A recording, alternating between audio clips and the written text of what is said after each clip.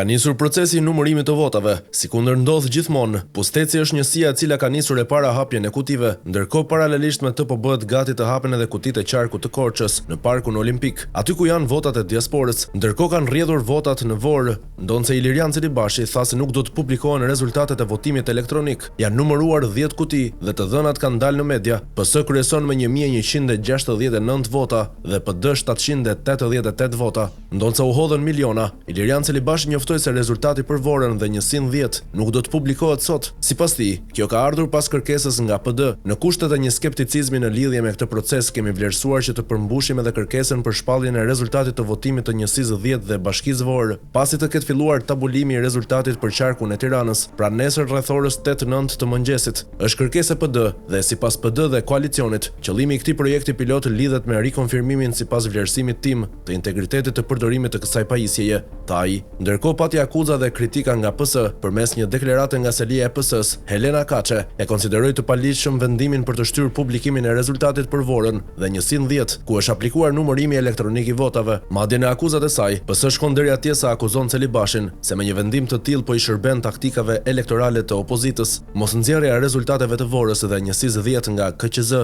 me një vendim arbitrar po bie ndesh me logjikën e votimit elektronik, me traditën e shpalljes menjëherë të rezultatit, si edhe me vetë arsyen e investimit jo të vogël që është bërë për infrastrukturën elektronike. Është një vendim arbitrar, i gabuar dhe zhgënjyes për rolin e KQZ-s si garanti sovranit popull, e jo nevojave taktike të partive politike. Jemi të keqardhur për këtë dhe u bëjmë thirrje Partisë Socialiste të Vorës, si edhe mbështetësve tanë në Vorë, të ruajnë qetësinë, thuhet në një deklaratë të PS-s.